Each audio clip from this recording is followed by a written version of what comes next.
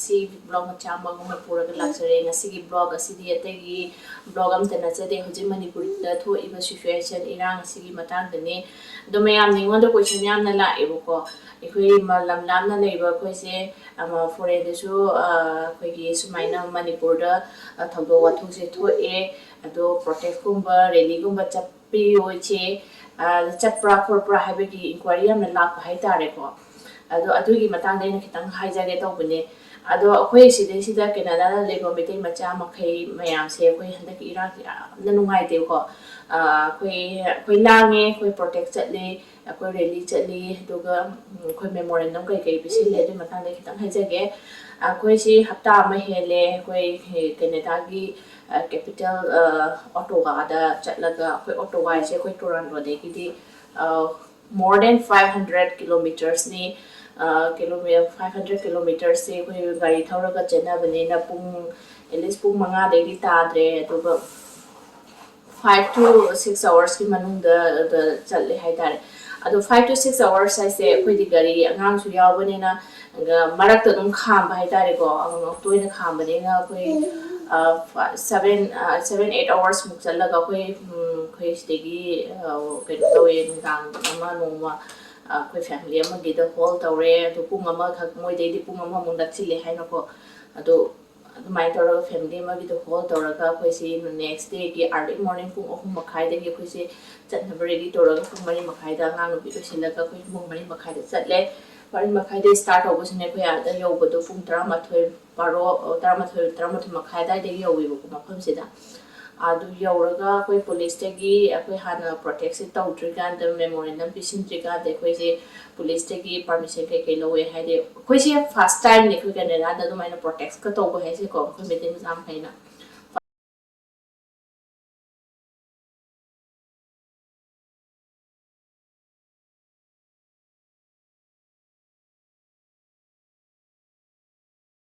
first time ni ado akoi protect tawre really akoi last slogan kai law khotna akoi hi board no kanu kala pai khotna tawre High Commission of India da akoi memorandum man su pisinre ado akoi jik Manipur da thoiba situation se CC ni haibo se khangan gre akoi press meet press no thadok na de impact TV da paw no da akoi gi Manipur Association ho Canada ne no hona bi hai tare ko ado adugi mathak ta koi ki sha ga su yaw ro ko koi gi smaina tawsi ko si hara ko da ko su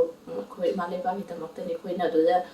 le jatra ga so ma ba ta ba me am si mating khara da ngor ko so koi na ngamja ba hai tare ko physically emotionally mentally kai gum ba ka tang mating pang ning hai tare ko koi ju koi gi male ba kaw ba na te koi na la le jara ko su koi gi hore ini chare ini ma phom du gi chana no cha kan khang ni aduna ko yang si ko ju hayeng asida matam khara de lebi wari ne matam om de ni ko su ma le ba ta hala ga le du ni na ko si mayam gi da makta khara ko si ko su to support ta bi ya de na yam no ai de handa ki matang se ado ko auto da chale ko regular tawraga ko protect ke to slogan ke la ore the High Commission of India da ko memorandum pisele khangale ko gi Manipur da India gi state Manipur da sumaina thodo tho equally hai be ki memorandum pisin khojina na tawre ko cha pi ko yaro ga su taw da biya de yaw da biya de na ngang ahum je puraga chalure hai tare ko to mai tawre ado ga tugi chalure si jo ko gi different part of Canada da ma ko metem sa sin si lei ne no ko Montreal de so pung ahum ani ahum di chang gari thora ka lang nei ko ma phom ji da Ottawa si da pun je hai no mo ko Montreal de dim khan nak sin le Ottawa se ikoi de na muk lap so pai tare do me am se taw da ya de na hong la ga khara mi kha mi oi do ne de khoi metem sa no ni de so bangam dre hai tare ko lam te su khara su lap na re de gi masa sai gi ngang bi ka ni ma ma noi na ke no tong la mi noi na ti khoi su bangam dre ado la aga khoi ma pham de da ma me khara pulle ga taw re khoi protect so ko ta na taw re police na ho de lo pha khoi ngak se la ga tawi ado ga next handaki hapta hai tare ko handaki hapta se da so mo ekoi Toronto da labor meeting na sa sing na mo kai no tawi hai tare me a se really cha protect so ko ta na taw re do protect so de ekoi si yaw ba ding ho dre ai de auto wa chalu ba gi dung da chi de ngang sin sin na sin da ta no si kai su kar kal le ri se ꯏꯪꯕꯁꯤꯁꯨ ꯏꯪꯉꯤ ꯈꯔ ꯑꯗꯨꯝ ꯑꯗꯨꯅ ꯀꯩꯅꯣ ꯇꯧꯕꯁꯤ ꯉꯝꯈꯤꯗ꯭ꯔꯦ ꯍꯥꯏꯇꯥꯔꯦ ꯑꯗꯨꯒꯤ ꯇꯣꯔꯣꯟꯇꯣꯗ ꯇꯧꯕꯁꯤꯗꯤ ꯑꯩꯈꯣꯏꯁꯤ ꯌꯥꯎꯕꯁꯤ ꯉꯝꯍꯧꯗ꯭ꯔꯦ ꯑꯗꯨ ꯌꯥꯝ ꯐꯖꯅ ꯃꯩꯇꯩꯁꯤꯡꯁꯦ ꯀꯣꯑꯣꯄꯔꯦꯠ ꯇꯧꯔꯒ ꯇꯧꯅꯩ ꯍꯥꯏꯇꯥꯔꯦꯀꯣ ꯑꯗꯨꯒ ꯀꯦꯅꯦꯗꯥꯒꯤ ꯃꯐꯝ ꯑꯇꯣꯞꯄꯗ ꯀꯔꯤꯒꯨꯝꯕꯗꯁꯨ ꯑꯩꯈꯣꯏ ꯃꯩꯇꯩ ꯃꯆꯥ ꯃꯈꯩꯅ ꯄ꯭ꯔꯣꯇꯦꯛꯁ ꯇꯧꯋꯤ ꯑꯗꯨ ꯑꯩꯈꯣꯏ ꯌꯥꯔꯤꯃꯈꯩ ꯑꯩꯈꯣꯏ ꯁꯤꯗ ꯑꯁꯣꯝꯒꯤ ꯁꯥꯏꯠꯇꯒꯤ ꯌꯥꯝ ꯀꯟꯅ ꯍꯣꯠꯅꯩ ꯃꯇꯦꯡ ꯄꯥꯡꯅꯕ ꯌꯥꯝ ꯀꯟꯅ ꯍꯣꯠꯅꯔꯤ ꯍꯥꯏꯇꯥꯔꯦꯀꯣ ꯑꯗꯨꯅ ꯑꯃ ꯂꯩꯖꯔꯦ ꯑꯗꯨꯒ ꯑꯩꯈꯣꯏ ꯀꯃꯤꯡ ꯕꯦꯛ ꯇꯨ ꯍꯣꯝ ꯑꯩꯈꯣꯏꯒꯤ ꯍꯟꯗꯛ ꯊꯣꯛꯏꯕ ꯊꯧꯗꯣꯛꯁꯤ ꯌꯥꯝꯅ ꯅꯨꯡꯉꯥꯏꯇꯕ ꯃꯤꯑꯣꯏ ꯄꯨꯝꯅꯃꯛꯅ ꯇꯨꯖꯨꯡꯉꯕ ꯑꯗꯒꯤ ꯍꯥꯏꯕꯗ ꯇꯥꯕꯗ ꯀꯤꯔꯕ ꯉꯥꯛꯇꯅꯤꯀꯣ ꯍꯟꯗꯛ ꯊꯣꯛꯏꯕ ꯊꯧꯗꯣꯛꯁꯦ ꯑꯩꯈꯣꯏꯒꯤ ꯖꯦꯅꯦꯔꯦꯁꯟꯗ ꯁꯤꯁꯤꯅ ꯑꯍꯥꯟꯕꯁꯨ ꯑꯣꯏꯔꯝꯕꯁꯨ ꯌꯥꯏ ꯑꯩꯈꯣꯏꯅ ꯍꯥꯟꯅꯗꯤ ꯂꯥꯏꯔꯤꯛꯇ ꯈꯪꯗꯦ ꯋꯥꯔꯤꯗ ꯈꯪꯗꯦ ꯂꯥꯟ ꯂꯥꯛꯏ ꯂꯥꯟ ꯂꯥꯛꯀꯅꯤ ꯂꯥꯟ ꯂꯥꯛꯈ꯭ꯔꯦ ꯍꯥꯏꯕꯒꯤ ꯋꯥꯔꯤꯁꯤ ꯑꯗꯨꯝ ꯇꯥꯏꯌꯦꯕꯀꯣ ꯑꯗꯣ ꯍꯟꯗꯛꯇꯤ ꯑꯩꯈꯣꯏ ꯏꯁꯥꯅ ꯌꯥꯎꯔꯦ ꯎꯔꯦ ꯈꯪꯂꯦ ꯂꯣꯏꯅ ꯑꯗꯣ ꯈꯪꯗꯦ ꯋꯥꯍꯩꯁꯤ ꯀꯔꯤ ꯍꯥꯏꯔꯒ ꯀꯃꯥꯏꯅ ꯇꯧꯗꯣꯏꯅꯣ ꯈꯪꯗꯦ ꯌꯥꯝ ꯅꯨꯡꯉꯥꯏꯇꯦ ꯍꯟꯗꯛ ꯑꯩꯈꯣꯏꯒꯤ ꯁꯥ ꯉꯥꯗ ꯐꯥꯎꯕꯁꯨ ꯃꯀꯣꯟ ꯍꯥꯏꯕ ꯑꯃ ꯂꯩꯖꯔꯤꯅꯤ ꯑꯗꯨꯒ ꯃꯤꯑꯣꯏꯕ ꯑꯩꯈꯣꯏꯒꯤꯁꯨ ꯌꯨꯝ ꯍꯥꯏꯕ ꯑꯃ ꯂꯩꯖꯔꯤꯅꯤ ꯅꯨꯡꯉꯥꯏ ꯌꯥꯏꯐꯕꯗꯨꯅ ꯅꯥꯀꯟ ꯑꯃꯔꯣꯝꯗ ꯊꯝꯈ꯭ꯔꯒ ꯐꯨꯔꯥ ꯗꯂꯥꯟ ꯁꯥꯕꯗꯨ ꯅꯥꯀꯟ ꯑꯃꯔꯣꯝ ꯊꯝꯈ꯭ꯔꯒ ꯑꯗꯣ ꯊꯕꯛ ꯋꯥꯅ ꯁꯨꯔ ꯍꯜꯂꯛꯑꯒꯁꯨ ꯆꯠꯊꯣꯛꯎꯔꯒꯁꯨ ꯑꯩꯒꯤ ꯐꯃꯨꯡ ꯍꯥꯏꯕ ꯑꯃ ꯂꯩ ꯑꯩꯒꯤ ꯀꯥ ꯍꯥꯏꯕ ꯑꯃ ꯂꯩ ꯑꯩꯒꯤ ꯄꯨꯈꯝ ꯇꯦꯡꯀꯣꯠ ꯍꯥꯏꯕ ꯑꯃ ꯂꯩ ꯑꯩꯒꯤ ꯇꯣꯏꯂꯦꯠ ꯍꯥꯏꯕ ꯑꯃ ꯂꯩꯀꯣ ꯑꯩꯈꯣꯏꯒꯤ ꯄꯩꯁꯥ ꯄꯥꯏꯕ ꯑꯣꯏꯒꯦꯔꯥ ꯂꯥꯏꯔꯕ ꯑꯣꯏꯒꯦꯔꯥ ꯃꯤꯗꯜ ꯀ꯭ꯂꯥꯁ ꯑꯣꯏꯒꯦꯔꯥ ꯑꯩꯒꯤ ꯌꯨꯝ ꯍꯥꯏꯁꯤꯗꯗꯤ ꯅꯦꯅꯥ ꯇꯥꯅꯤ ꯃꯌꯥꯝꯁꯨ ꯄꯣꯊꯥꯔꯤꯅꯦꯕꯀꯣ ꯑꯗꯨ ꯋꯥꯅ ꯂꯥꯛꯑꯒ ꯍꯜꯂꯛꯑꯒ ꯍꯧꯖꯤꯛꯇꯤ ꯂꯩꯐꯝꯗꯣ ꯂꯩꯇ꯭ꯔꯦꯕ ꯃꯌꯥꯝꯁꯦ ꯑꯩꯈꯣꯏꯒꯤ ꯍꯣꯝꯂꯦꯁ ꯂꯣꯏꯅ ꯑꯣꯏꯍꯜꯂꯦ ꯍꯧꯖꯤꯛꯁꯦ ꯈꯪꯉꯕ꯭ꯔꯥ ꯅꯥꯀꯟ ꯑꯅꯤꯃꯨꯛꯀꯤ ꯁꯥꯏꯠꯇꯒꯤ ꯑꯗꯨꯅ ꯑꯩꯈꯣꯏ ꯍꯧꯖꯤꯛ ꯃꯇꯨꯡꯗ ꯁꯤꯒꯤ ꯊꯕꯛꯁꯦ ꯑꯃꯨꯛ ꯍꯟꯅ ꯊꯣꯛꯄꯤꯗꯕ ꯍꯥꯏꯅ ꯂꯩ ꯏꯁꯣꯔ ꯈꯨꯔꯨꯝꯁꯤ ꯑꯗꯨꯒ ꯑꯩꯈꯣꯏ ꯊꯣꯛꯈꯤꯕ ꯊꯧꯗꯣꯛ ꯇꯧꯈꯤꯕ ꯑꯋꯥꯕ ꯇꯥꯔꯤ ꯃꯌꯥꯝꯁꯤꯗꯁꯨ ꯑꯩꯈꯣꯏ ꯃꯇꯦꯡ ꯄꯥꯡꯃꯤꯟꯅꯁꯤ ꯑꯗꯨꯅ ꯑꯩꯈꯣꯏꯒꯤ ꯍꯧꯖꯤꯛ ꯊꯧꯗꯣꯛꯁꯤ ꯊꯣꯛꯈ꯭ꯔꯦ ꯑꯗꯣ ꯑꯩꯈꯣꯏꯒꯤ ꯑꯁꯤꯅ ꯑꯍꯥꯟꯕ ꯁꯣꯏꯁꯤ ꯑꯔꯣꯏꯕ ꯁꯣꯏꯍꯜꯂꯁꯤ ꯑꯩꯈꯣꯏ ꯃꯇꯨꯡ ꯇꯥꯔꯛꯄꯗ ꯑꯩꯈꯣꯏ ꯑꯉꯥꯡꯁꯤꯡꯗ ꯌꯥꯝꯅ ꯏꯝꯄꯦꯛ ꯇꯧꯋꯤ ꯍꯟꯗꯛꯇꯤ ꯇꯧꯔꯅꯤ ꯑꯗꯣ ꯑꯉꯥꯡ ꯈꯛꯇ ꯅꯠꯇꯦ ꯑꯍꯟ ꯌꯨꯝ ꯊꯥꯈ꯭ꯔꯤꯕ ꯑꯉꯥꯡꯁꯤꯡꯗꯨꯒꯤ ꯃꯌꯨꯝ ꯃꯀꯩꯁꯨ ꯑꯃ ꯂꯩꯔꯦ ꯊꯥꯗꯕ ꯆꯨꯝꯅ ꯅꯣꯔꯃꯦꯜꯗ ꯚꯦꯂꯤꯗ ꯂꯩꯕ ꯀꯥꯡꯕꯨꯁꯨ ꯀꯤꯔꯦꯕ ꯍꯧꯖꯤꯛꯁꯦ ꯃꯁꯥꯗ ꯄꯦꯅꯤꯛ ꯑꯃ ꯑꯗꯨꯝ ꯆꯦꯟꯈ꯭ꯔꯦꯕ ꯑꯗꯨ ꯂꯥꯛꯇꯣꯔꯦ ꯑꯗꯨ ꯇꯧꯗꯣꯔꯦ ꯑꯗꯥ ꯇꯧꯗꯣꯔꯦ ꯍꯥꯏꯕꯒꯤ ꯄꯦꯅꯤꯛ ꯑꯃꯗꯤ ꯑꯗꯨꯝ ꯂꯩꯅꯔꯦꯕ ꯃꯌꯥꯝꯁꯦ ꯍꯧꯖꯤꯛꯁꯦ ꯑꯗꯨꯅ ꯈꯪꯗꯕ ꯑꯉꯥꯡꯗꯤ ꯃꯃꯥ ꯃꯄꯥꯗ ꯌꯨꯝꯗ ꯍꯜꯂꯁꯦ ꯍꯥꯏꯕ ꯑꯉꯥꯡ ꯐꯥꯎꯕ ꯌꯥꯎꯔꯝꯒꯅꯦꯕ ꯍꯧꯖꯤꯛꯁꯦ ꯑꯗꯨ ꯀꯅꯥꯒꯨꯝꯕ ꯈꯔ ꯈꯪꯕ ꯈꯔ ꯆꯥꯎꯕ ꯑꯉꯥꯡꯁꯤꯡꯗꯅ ꯑꯃꯨꯛ ꯏꯝꯄꯦꯛꯁꯦ ꯌꯥꯝ ꯊꯤꯅ ꯂꯩꯈ꯭ꯔꯦꯕ ꯃꯣꯏꯁꯦ ꯃꯃꯤꯠ ꯃꯃꯥꯡꯗ ꯇꯧꯈꯤꯕ ꯊꯧꯗꯣꯛ ꯋꯥꯊꯣꯛ ꯉꯥꯛꯇꯅꯤꯅ ꯑꯗꯣ ꯃꯈꯣꯏꯁꯤ ꯍꯧꯖꯤꯛꯁꯨ ꯁ꯭ꯀꯨꯜ ꯌꯥꯝꯅ ꯁꯤꯆꯨꯋꯦꯁꯟꯁꯦ ꯑꯩꯅ ꯍꯥꯏꯗ꯭ꯔꯁꯨ ꯃꯌꯥꯝ ꯚꯤꯗꯤꯑꯣꯗ ꯎꯅꯔꯦ ꯈꯪꯅꯔꯦ ꯑꯗꯒꯤ ꯑꯩꯈꯣꯏꯒꯤ ꯃꯄꯥꯟꯂꯣꯝꯗꯁꯨ ꯂꯩꯕꯅꯤꯅ ꯑꯩꯈꯣꯏ ꯍꯧꯖꯤꯛꯄꯨꯗꯤ ꯃꯅꯤꯄꯨꯔ ꯏꯟꯇꯔꯅꯦꯠ ꯊꯤꯡꯈ꯭ꯔꯦ ꯑꯩꯈꯣꯏ ꯅꯦꯁꯅꯦꯜ ꯃꯦꯗꯤꯌꯥꯁꯤꯡꯗ ꯀꯃꯥꯏꯅ ꯇꯧꯔꯤ ꯐꯦꯛ ꯅ꯭ꯌꯨꯁꯁꯦ ꯌꯥꯔꯤꯉꯩ ꯁꯟꯗꯣꯛꯑꯣꯏꯁꯤ ꯑꯁꯤ ꯑꯩꯈꯣꯏ ꯑꯥꯞꯇ ꯇꯧꯖꯔꯤ ꯐꯦꯛ ꯅ꯭ꯌꯨꯁꯁꯤ ꯁꯟꯗꯣꯛꯄꯗꯩꯅꯦ ꯀꯥꯡꯂꯨꯞ ꯑꯅꯤꯗ ꯍꯧꯖꯤꯛ ꯌꯥꯝꯅ ꯁꯣꯛꯏꯁꯤ ꯑꯗꯨꯅ ꯐꯦꯛ ꯅ꯭ꯌꯨꯁ ꯁꯟꯗꯣꯛꯑꯣꯏꯁꯤ ꯁꯥꯟꯇꯤ ꯄꯨꯔꯛꯁꯤ ꯑꯩꯈꯣꯏ ꯍꯥꯟꯅꯗꯧꯅ ꯆꯤꯟꯃꯤ ꯇꯝꯃꯤ ꯑꯃꯈꯛꯇꯅꯦꯅ ꯂꯩꯃꯤꯟꯅꯁꯤ ꯍꯧꯉꯩꯗꯒꯤ ꯑꯩꯈꯣꯏꯅ ꯈꯪꯉꯉꯩꯗꯒꯤ ꯑꯗꯨꯝ ꯂꯩꯔꯛꯑꯕꯅꯤ ꯏꯄꯥ ꯏꯄꯨ ꯍꯥꯛꯇꯛꯇꯒꯤ ꯂꯩꯃꯤꯟꯅꯁꯤ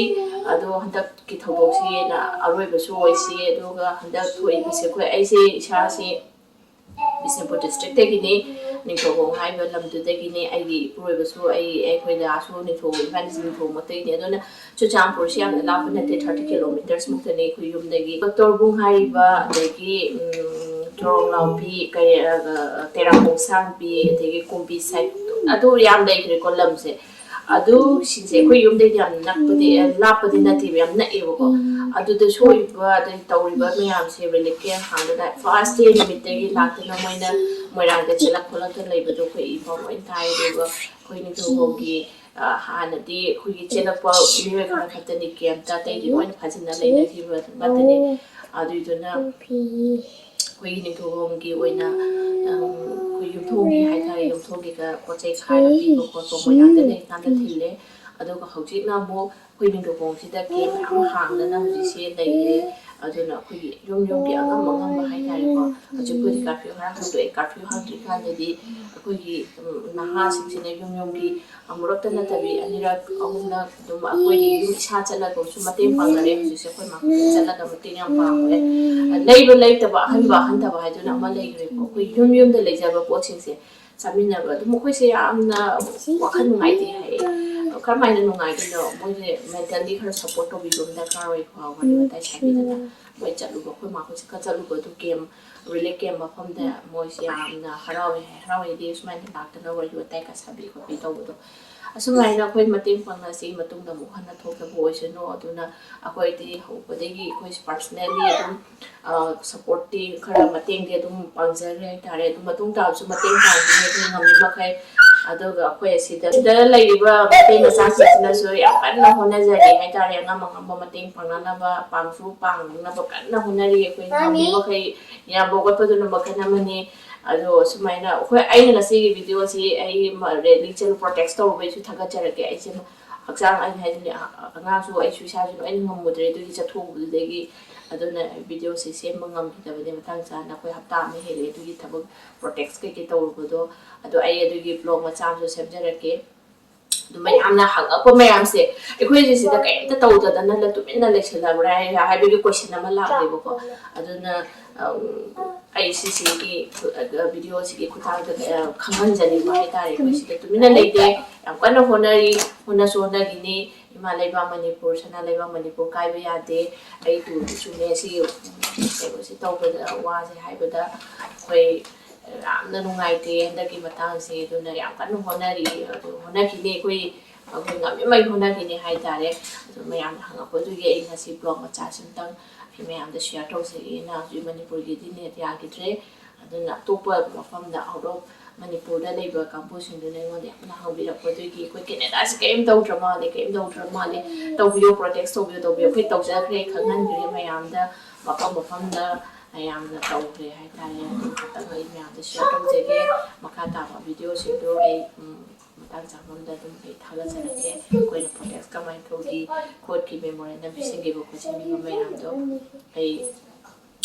no to jara ke na peace proxy santi leimin santi ne akoi manipur